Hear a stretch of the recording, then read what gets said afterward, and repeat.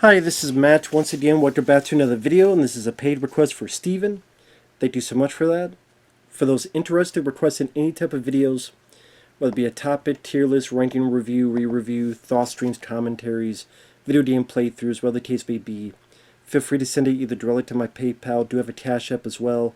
Links are down below in the info box. I'll get to as soon as I possibly can. For those who sent them, thank you. I do appreciate it. And this is for Private Benjamin from 1980. This is a film directed by the same guy that would go on to direct The Dream Team with Michael Keaton and Christopher Lloyd. Also My Girl. And maybe My Girl 2 he did, but I know he did the first one. Howard Zieff, I believe his name. I know he's sadly passed away, the director. And it stars Goldie Hawn. Which Goldie Hawn, she was a bit of a star at this time period.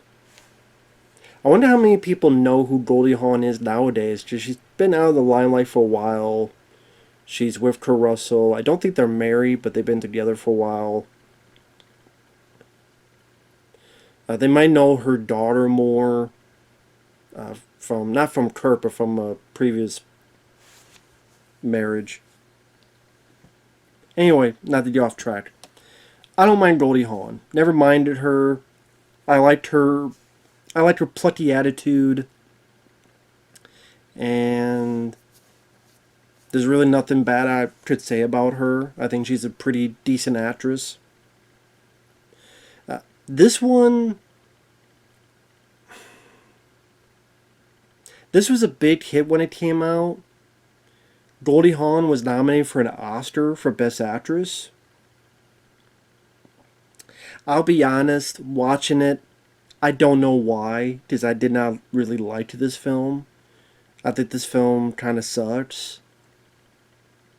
I know that's not popular to say, but I don't give a fuck. It's not the worst film ever. No, it's not egregiously bad, but it's just, if I want a comedy that involves the military, I would just watch Stripes.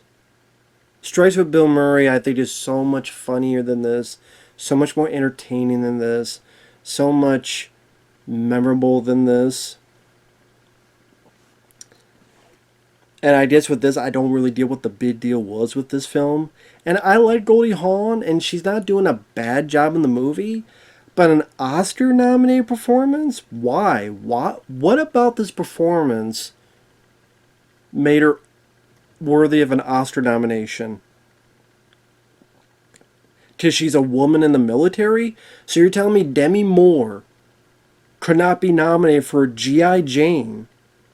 Which, I'm sorry, I looked at that performance and I looked at this performance. No, Demi Moore deserved a lot more than what Goldie Hawn did. And that's not a knock against Goldie Hawn. But I'm just saying, when you watch the film, you tell me what scenes add up to, that needs to be nominated for an Oscar for Best Performance. Really? Again, me saying that does not mean she did a bad job. Hell, I think Stallone did a great job in fucking Cliffhanger. But I'm not like, he deserved an Oscar for it. No. But he did a wonderful job. And I put that performance above it. But just like, anyway.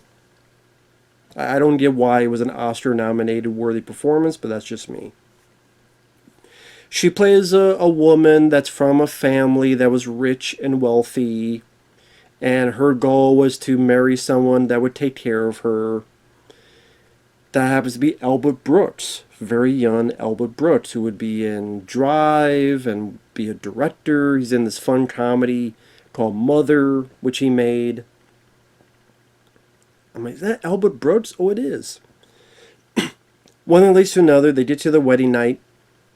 They're doing the horizontal fandango, and he comes, and then he goes. I'm like, damn, is Goldie Hawn's pussy that bad that it kills you? Kurt Russell don't seem to mind it, so I'm guessing that's not the case. But maybe this character's put, well, someone does fuck her later and they don't die, so I guess it's Albert Brooks. This character's a pussy. You have sex, you die, you pussy. How do I have sex and die? God damn it, man. You're coming and going. Pick one. Although, I mean, if you have someone die during sex, I probably would not want to have sex again. Not even with my hand. Just be afraid my hand would die. Wake up. But I don't know. Anyway, he dies during sex. Now, I will admit, one joke I did laugh at was, she's sad, she's upset. Albert Brooks' family goes up and goes, what's his last words? So I assume she'd be not saying anything or make something up. But then she says, I'm coming. She admitted it. And that made me laugh. The fact that she admitted it bluntly and honestly, I did get a chuckle out of that because I didn't see that coming. So I'll give it that. So she's depressed. Her parents aren't the best in consoling her and everything. So she goes all by herself. She's out of it. She's at a motel room. She calls into a radio show. And someone hears her story and goes, contact me. And it's Harry Dean Stanton. Late, great Harry Dean Stanton. From Alien, Escape from New York. He is a recruiter for the Army. And he tells her these lies.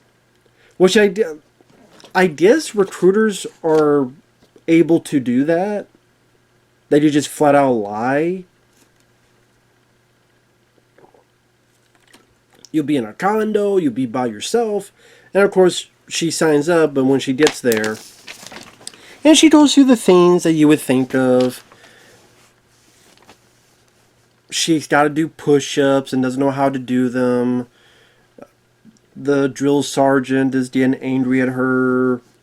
She got to clean the bathroom with a toothbrush. Stuff you see in the trailer, she gets the clothes. Is green the only color you guys have?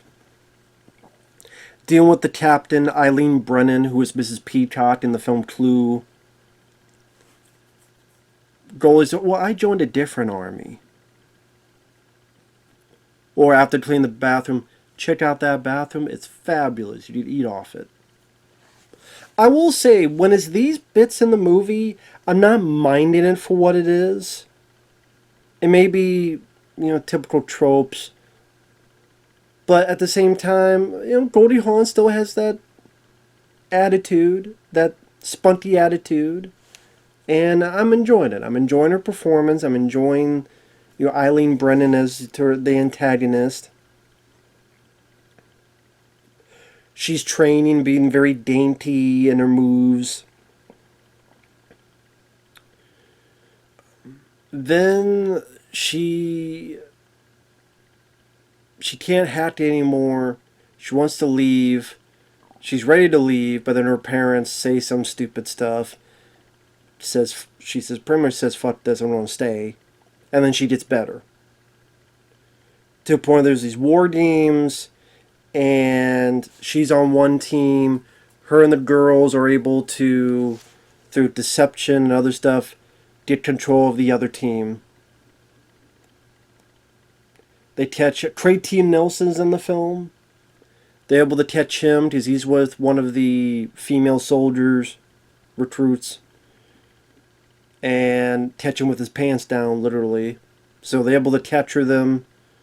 So this guy congratulates them and goes, hey, come ride in my chopper. And so they do. So at this point, I'm sitting there going, okay, it's all right, it's okay, it's kind of what you would expect. Did Goldie Hawn, she's trying to carry through with her attitude. Again, this stuff I would just rather go watch Stripes. Or movies later on. In the Army now with Pauly Shore, I liked a lot more than this. I'm trying to think of other movies like this. It's different, but Renaissance Man with Danny DeVito I remember liking more than this. I haven't seen that film in forever. I'll have to rewatch that again someday. There's other military comedies. Hell, I laughed more at Heartbreak Ridge. Which isn't a comedy, but the way it would Clint Eastwood with those lines, I got more chuckles out of Heartbreak Ridge and the way Clint Eastwood talked, which was on purpose, than this movie. What really kills it is the third act of the film, where I'm sitting there, I get where they're going with, but I'm like, is this really where you're going? Really, man? So, spoilers. First off, the captain, Eileen Brennan, is pissed off that Goldie Hawn and the others went on the chopper. So she gives him a hard time. So then Goldie Hawn plays his prank where makes Eileen Brennan's shower head blue, and she gets blue on it, and it screws up her stand for the graduation ceremony. Before I get to the third act, another issue is you don't really get much of a build up with the other characters in her platoon. There's one girl who used to be a criminal. There's one girl who's pissed off at Goldie Hawn. And they have a first fight scuffle, and she pushes Goldie Hawn. But then when Goldie Hawn's ready to be serious about training, they get into a standstill, and then, alright. One girl's black. That's all I could say, because she really has no other character other than she's black. That's what I mean, like, these characters are so underdeveloped. I can't tell you jack shit about it.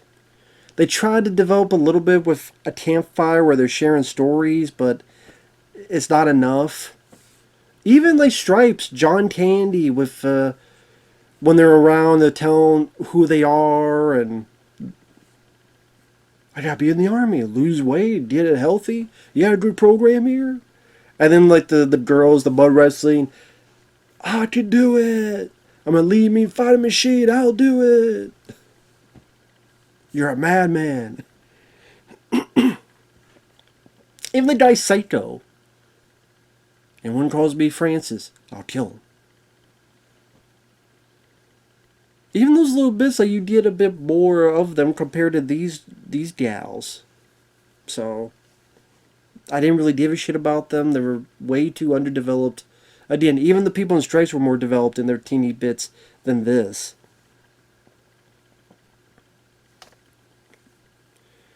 But the third act, first off, they have this, he's supposed to be a French guy, like a doctor or something, Armand Assante, which I like as an actor. But this character was just nothing. He charms her. They have sex in Paris. They hope they'll see each other again.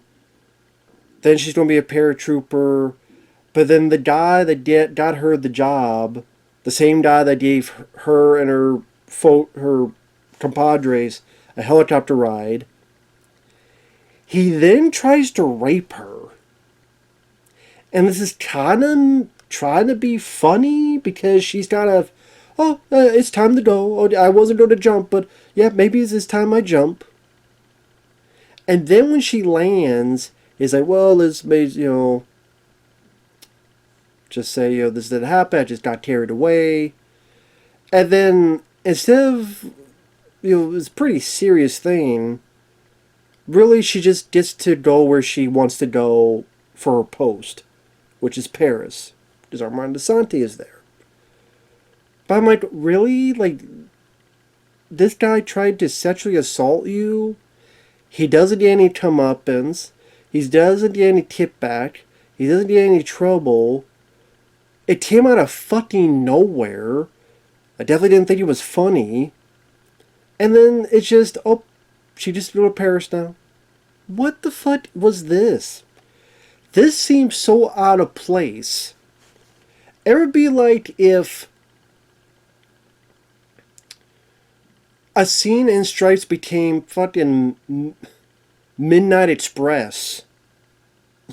You take the scene of Midnight Express, you put in fucking Stripes, but it's meant to be funny. It did not work at all, man. At all. And that's when the movie really turned sour for me. And then when she's with Armand Assante, and then Eileen Brennan is there at the post, and says, Armand Assante's a communist, and you're wrong about that, so she quits the army. But then she finds out Armand Assante is a piece of shit, who's cheating on her, And it's the wedding day. And I get it. The point is that she's independent now.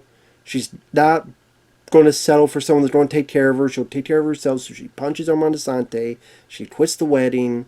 And the last scene is she walks down the road and credits.